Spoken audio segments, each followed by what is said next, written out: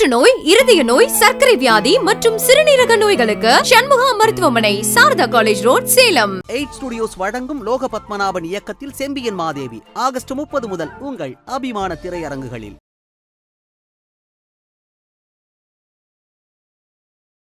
சென்னையில வானம் மேகமூட்டத்துடன் இருக்கு. ஒட்டுமொத்தமா நம்முடைய வானிலை அமைப்பை ஒட்டுமொத்தமா பார்க்கணும். இப்போ அதாவது ஏற்கனவே குஜராத்ல ஒரு ஆழ்ந்த காற்றழுத்த தாழ்வு மண்டலம் நீடித்து கொண்டிருக்கிறது. அது உருவானதே பாத்தீங்கன்னா தரையில தான்.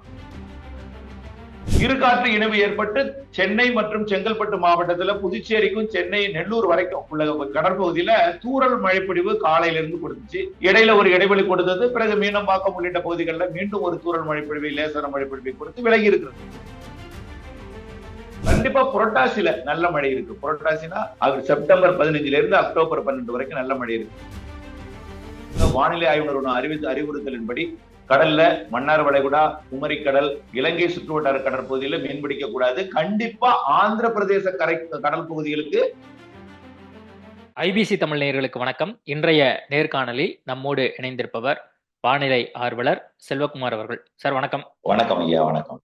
சென்னையில வானம் மேகமூட்டத்துடன் இருக்கு. சென்னை மட்டும் இல்லாம மற்ற மாவட்டங்கள்லயும் ஒரு சில பகுதிகளில் லேசான மழை பெய்யறதையும் நம்ம பாக்குறோம்.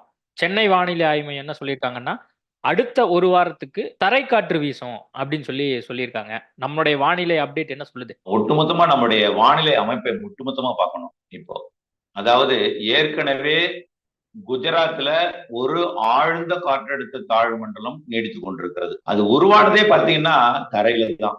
இதுவரைக்கும் தரையில உருவாகி ஒரு ஆழ்ந்த காற்றழுத்த தாழ்வு மண்டலமா தரையிலேயே தீவிரமடைந்த வரலாறு பெருசா இல்ல, தெரியவே இல்லை. குஜராத்ல அதுவும் மிக மெல்ல 1 மணி நேரத்திற்கு 5 கிலோமீட்டர் தூரம் தான் நகருது ஒரு ஆழ்ந்த காற்றழுத்த தாழ்வு மண்டலம். நாளைதான் அது பாகிஸ்தானோட கராச்சி பகுதிக்கு அடையுது. இன்னும் 2-3 நாட்களுக்கு அது பாகிஸ்தான் எல்லை ஓரத்துல குஜராத்தை ஒட்டி குஜராத் பாகிஸ்தான் அருகேயே நீடித்து கொண்டிருந்து மிக மெல்ல ஒரு 5 நாட்களுக்கு அது அரபிக்கடலோட வடக்கு பகுதி வழியாக, அதாவது பாகிஸ்தான் ஈரான் வழியாக ஓமன் நாட்டை நோக்கி, ஓமன் வளைகுடாவை நோக்கி நகரப்போகுது. ஒரு சிஸ்டம் இது. ஏற்கனவே இமயமலை அருகே பீகார் மற்றும் ஜார்க்கண்ட் கிட்ட ஒரு வெல்மார்க்டு லோ பிரஷர் உருவாகி இன்னைக்கு லோ பிரஷரா செயலிழந்து போய் ஒரு காற்று சுழற்சியா நீடித்து கொண்டிருக்கு. 2. இந்த நிலையில தான் வங்கக்கடல்ல அந்தமானுக்கும், அதாவது கிழக்கு மத்திய வங்கக்கடல் அப்படிம்பாங்க, அது எங்கன்னா அந்தமானுக்கு வடக்கு பகுதி மற்றும் வடக்கு வங்கக்கடல், அதாவது ஒடிசா, மேற்கு வங்கம், ஆந்திர பிரதேசத்தோட வடக்கு பகுதி, இந்த பகுதியில காற்றழுத்த தாழ்வு நிலை உருவாவதற்கு முன்பருவமாம் வளிமண்டல சுழற்சி கடல் மட்டத்திலிருந்து 5800 மீட்டர் உயரம் வரைக்கும் ஒரு நிலை கொண்டிருக்கு. இது நாளைக்கு, அதாவது 29ஆம் தேதி வியாழக்கிழமை ஒரு காற்றழுத்த தாழ்வு பகுதியாக மாறி மிக வேகமாக நன்கமைந்த காற்றழுத்த தாழ்வு பகுதியாகி ஒடிசா மற்றும் ஆந்திர பிரதேசத்தோட வடக்கு கரை, அதாவது விசாகப்பட்டினத்திற்கும் பாலாசூருக்கும் இடைப்பட்ட, சரியாக சொல்ல போனால் ஆந்திர ஒடிசா எல்லை ஓரத்துல மையமாக வைத்து ஒரு ஆழ்ந்த காற்றழுத்த தாழ்வு மண்டலம், அதாவது டீப் டிப்ரெஷனா மாறப்போகுது. இந்த நிகழ்வு எல்லாமே அடுத்த ஒரு 3 நாட்களுக்கு நடக்கும் படிப்படியா. ஆக இருக்கக்கூடிய நிலைமையை பார்க்கும் பொழுது படிப்படியாக தீவிரம் அடையும் பொழுது கொஞ்சம் மேற்கு காற்று இருக்கத்தான் செய்யும், அதுல மாற்றம் இல்லை. பொதுவா தென்மேற்கு பருவமழை தொடங்குவது, தென்மேற்கு பருவ காற்று எப்படின்னா, கடல் நீராவி கடல், அதாவது கடற்காற்று ஈர்க்கும் பொழுது கடல் நீராவி மேற்கு தொடர்ச்சி மலையில் மோதும் பொழுது மேற்கு தொடர்ச்சி மலையில் உள்ள மரங்கள் குளிர்வித்து மழைப்பொழிவை ஏற்படுத்தும். ஆனால் இப்போ பாகிஸ்தான் பகுதியில ஒரு தீவிர ஒரு அமைப்பு, அதாவது டிப்ரெஷன் இருக்கிற காரணத்தினால அரபிக்கடல் காற்று, பெரும்பாலான காற்று பாகிஸ்தான் பகுதியை நோக்கி திரும்பி இருக்கு. புதிய நிகழ்வு இருக்கு. இலங்கையோட கிழக்கு பகுதி வழியாக அது ஆந்திர பிரதேசத்தை நோக்கி பயணிக்க போகுது.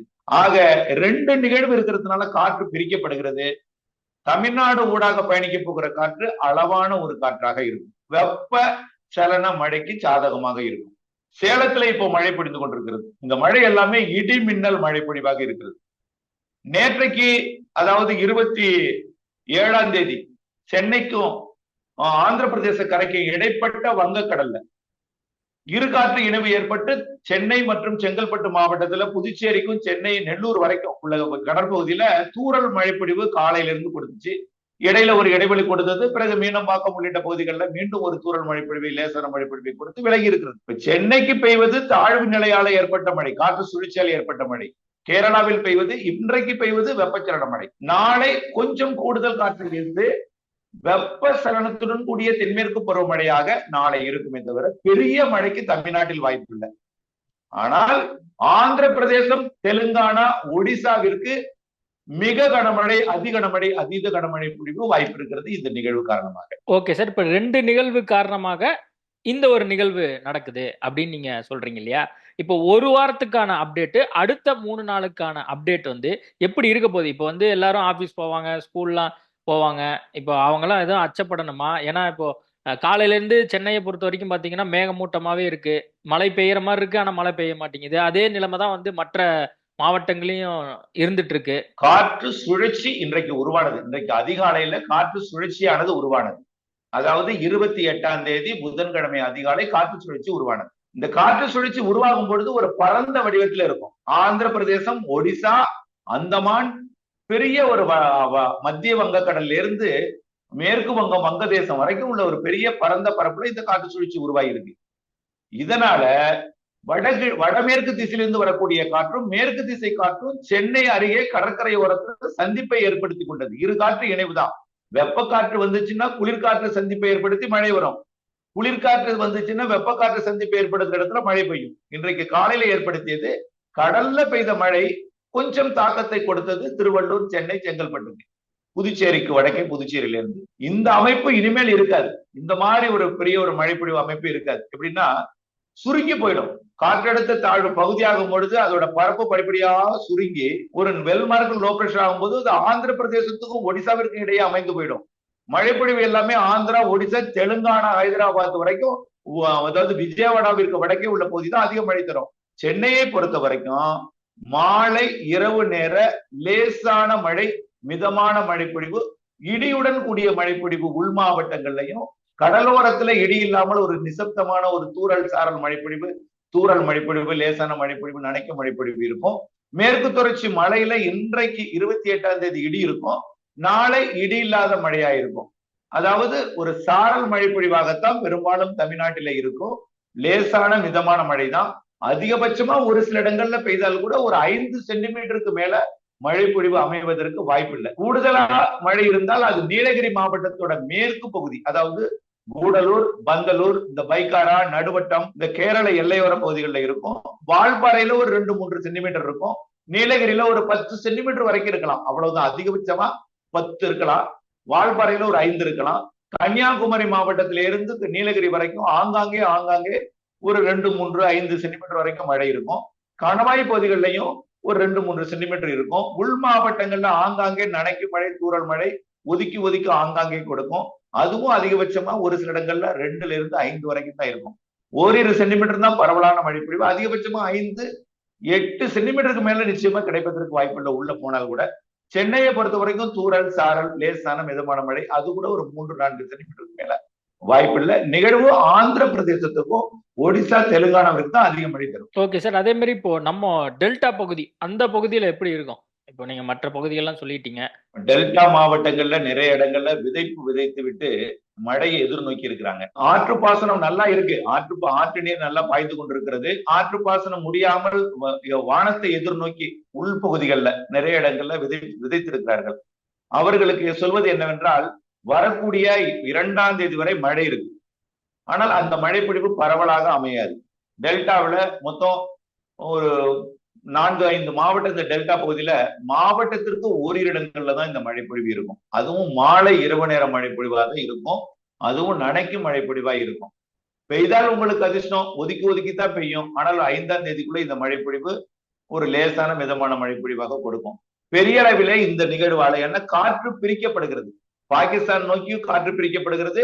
வங்கக்கடலுக்கும் இலங்கையோட கிழக்கு பகுதியில் வழியாக தான் வருது. இது ஓரளவிற்கு கரை கடந்த பிறகு, அதாவது ஆந்திர பிரதேச கரையை 1ஆம் தேதி வாக்குல கரை கடந்து தெலுங்கானா வழியாக உள்ளே நுழைந்து போகும் பொழுது கொஞ்சம் தெற்கு காற்று நுழையும் பொழுது கொஞ்சம் மழை பொழிவு கிடைக்கும். அப்படியும் ஒரு தெற்கு காற்று நுழையும் பொழுது ஒரு வட உள் மாவட்டங்களுக்கு தான் கொஞ்சம் கூடுதல் மழைப்பொழிவை இருக்கும். டெல்டாவிற்கு ஒரு பெருசா அந்த நேரத்துல மழைப்பொழிவை கொடுத்தாது தெற்கு காற்று நுழைஞ்சிட்டுனா. ஆகையினால பெரிய அளவில் இந்த சிஸ்டம் மழை கொடுக்காது. கொஞ்சம் மழை இருக்கும் ஆங்காங்கே தவிர, நல்ல மழைனா அடுத்து ஒரு 8ஆம் தேதிக்கு மேல ஒன்று உருவாக வாய்ப்பு இருக்கு. செப்டம்பர் 8. அதுவும் இதே இடத்துல உருவாயிட்டா இதே மாதிரி அமைப்பை தான் கொடுக்கும். அதுவும் இதே இடத்துல உருவான இதே மாதிரி அமைப்பை கொடுக்கும். மேலும் ஒரு நிகழ்வு கண்டிப்பா புரட்டாசியில நல்ல மழை இருக்கு. புரட்டாசினா அது செப்டம்பர் 15 இருந்து அக்டோபர் 12 வரைக்கும் நல்ல மழை இருக்கு. அதற்கு முன்னாடி ஒரு பெரிதாக மழை பொழிவை எதிர்பார்க்க முடியாது. ஆனால் ஆங்காங்கே மழை இருக்கும். பெய்தால் உங்களுக்கு அதிர்ஷ்டம் என்னலாம். அந்த வெப்பசலன இடிமழை பொழிவை குறிப்பிட்டு இந்த இடத்துலதான் பெய்யும், இந்த கிராமத்துலதான் பெய்யும் சரியா சொல்ல முடியாது. ஓகே, நான் இறுதியா கேட்க விரும்புறது, இப்ப மீனவர்களுக்கு வந்து எச்சரிக்கை கொடுத்திருக்கிறாங்க. என்ன சொல்றீங்க? 28ஆம் தேதியில இருந்து 1ஆம் தேதி வரையும் கண்டிப்பாக மன்னார் வளைகுடா, தென் தமிழக கடலோர பகுதிகள், அதனை ஒட்டியுள்ள குமரி பகுதிகளில் ஒரு 45ல இருந்து 55 வரைக்கும் காற்று வேகம் இருக்கும் அப்படின்னு சொல்லியிருக்காங்க. கண்டிப்பாக உருவாக போவது வங்கக்கடல்ல. வங்கக்கடல்ல இது வரைக்கும் சிஸ்டமே இல்லை. இப்போ உருவாக போது காற்றழுத்த தாழ்வு மண்டலம் வரைக்கும் தீவிரமடைவதற்கு வாய்ப்பு இருக்கு. இப்ப இன்றைக்கே காற்று வலுவாகத்தான் இருக்கு மன்னார் வளைகுடாவிலையும் குமரி கடல் பகுதியிலையும். இந்த காற்று படிப்படியாக வலுப்பெறுவதற்கு தான் வாய்ப்பு இருக்கு. ஏன்னா இலங்கையை சுற்றி கொண்டு காற்று போயிட்டு கொண்டிருக்கிறது. இது படிப்படியாக சுருங்கும் பொழுது என்ன ஆகும்னா, இலங்கை மீதாக பயணிக்கும். பிறகு மன்னார் வளைகுடா, குமரி முனை மற்றும் அப்படியே கோடியக்கரை முனையை தொட்டுக்கொண்டு பயணிக்கும். அதனால கண்டிப்பா மன்னார் வளைகுடா, குமரி கடல், இலங்கை சுற்றுவட்டார கடற்பகுதிகள், அதாவது தென் மேற்கு வங்கக்கடல் பகுதி மற்றும் ஒட்டுமொத்த வங்கக்கடலுக்கே வரக்கூடிய 30, 31 தேதிகளில தடை விதிக்கும் அளவிற்கு, புயல் எச்சரிக்கை கொண்டு ஏற்றும் அளவிற்கு டிப்ரெஷனா ஃபார்ம் ஆவதற்கு வாய்ப்பு ஏற்பட்டிருக்கிறது. டிப்ரெஷனா ஃபார்ம் ஆயிட்டனாலே நிச்சயமா 1ஆம் எண்ணை எச்சரிக்கை கொண்டு ஏற்றிடுவாங்க. ஆகையினால ஆழ்கடலுக்கு மீன்பிடிக்க போக வேண்டாம். அருகிலே மீன் பிடிக்கலாம். ஆனால் அது கூட பெரிய படகு, ஸ்ட்ராங், அதாவது ஒரு பெரிய மோட்டார் படகு தான் பிடிக்கலாமே தவிர 25 மேல 35க்கு மேலதான் காற்று இருக்கு இப்பவே. அதை ஆகையின் காரணமாக வானிலை ஆய்வு நிறுவனம் அறிவுறுத்தலின்படி கடல்ல மன்னார் வளைகுடா, குமரி கடல், இலங்கை சுற்றுவட்டார கடற்பகுதியில மீன் பிடிக்க கூடாது. கண்டிப்பா ஆந்திர பிரதேச கடல் பகுதிகளுக்கு செல்லவே கூடாது. 31ஆம் தேதி 1ஆம் தேதி வரைக்கும் 2ஆம் தேதி வரைக்குமே ஆந்திர பிரதேச கரைக்கு செல்லக்கூடாது. நிச்சயமா வலுவான நிகழ்வாக மாறும் என்பதனால, ஒரு டிப்ரெஷனா மாறும் என்பதனால ஆந்திரா, ஒடிசா, அந்தமான் கடற்பகுதிகளுக்கு, ஆழ்கடலுக்கு போனாலே வலிமையான காற்றாக இருக்கும். கடலோரம் என்ன கொஞ்சம் குறைவாக தெரிந்தாலும் அங்கும் அதிகரிக்க போகிறது காற்று. மீனவர்களுக்கான எச்சரிக்கை, கடலுக்குள் இறங்க வேண்டாம். ஓகே சார், பல்வேறு தகவல் கொடுத்திருக்கிறீங்க. இன்றைய தகவலுக்கு மிக்க நன்றி. மற்றொரு நேர்காணல சந்திக்கிறோம். நன்றி. நன்றி ஐயா, நன்றி. புற்றுநோய், இருதய நோய், சர்க்கரை வியாதி மற்றும் சிறுநீரக நோய்களுக்கு சண்முகா மருத்துவமனை, Saradha college road, Salem. 8 studios வழங்கும் லோக பத்மநாபன் இயக்கத்தில் செம்பியன் மாதேவி ஆகஸ்ட் 30 முதல் உங்கள் அபிமான திரையரங்குகளில்.